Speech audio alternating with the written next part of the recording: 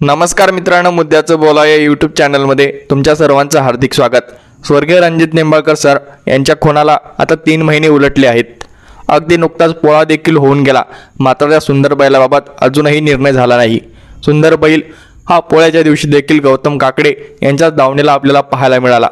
त्याचबरोबर यामध्ये न्यायालयीन प्रक्रिया देखील मोठ्या प्रमाणात घडामोडींना वेग आला आहे। सुरुवातीला गौतम काकडे यांचे वडील शहाजी काकडे सत्र न्यायालयामध्ये जामिनासाठी अर्ज केला होता, मात्र त्या ठिकाणी त्यांचा जामीन अर्ज फेटाळण्यात आला। पुढे मुंबई उच्च न्यायालयामध्ये जामीन अर्ज केला असताना त्यांना त्या ठिकाणी जामीन देण्यात आला। मात्र हा जामीन देत असताना कोर्टांनी काही मर्यादा आणि अटी शर्ती घातल्या आहेत।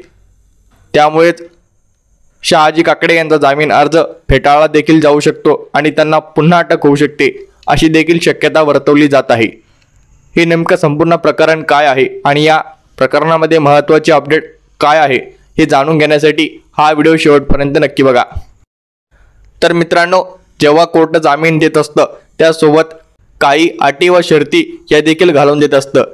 जर त्या अटी शर्तीचं पालन त्या आरोपीने केलं तरच तो जामीन टिकून राहत असतो आणि तो जामीन जर त्या अटी शर्तीचं पालन करताना आरोपी दिसला नाही तर त्याचा जामीन देखील फेटाळला जाऊ शकतो आणि त्याला पुन्हा कारागृहात जाण्याची वेळ येऊ शकते।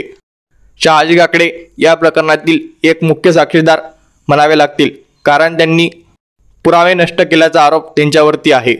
मात्र ज्या प्रकरणामध्ये 6 किंवा 7 वर्षापेक्षा कमी सजा असते त्या ठिकाणी न्यायालय हा जामीन देऊ शकतो। परंतु जर शहाजी काकडे यांनी बाहेर राहून पुराव्याशी छेडछाड करणे किंवा साक्षीदारावरती दबाव आणला तर त्यांचा जामीन अर्ज देखील फेटाळला जाऊ शकतो। स्वर्गीय रणजित निंबाळकर सर यांच्या प्रकरणामध्ये जेव्हा शहाजी काकडे यांना जामीन मिळाला तेव्हा निंबाळकर सरांचे फॅन देखील मोठ्या प्रमाणात नाराज झाले, कारण की मुख्य आरोपी जरी गौतम काकडे असले तरी त्यामध्ये शहाजी काकडे यांचा सहभाग होता हे सर्वांना माहितीच आहे। त्यामुळे शहाजी काकडे यांना जामीन मिळाल्यानंतर या प्रकरणामध्ये घडामोडींना वेग आला व अनेक लोकांकडून न्यायालयावरती देखील नाराजी स्पष्टपणे रेखांकित केली गेली।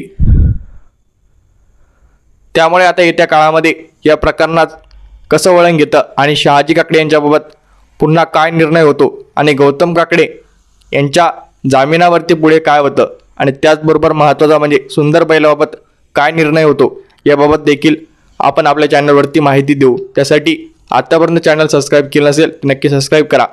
मनपूर्वक धन्यवाद।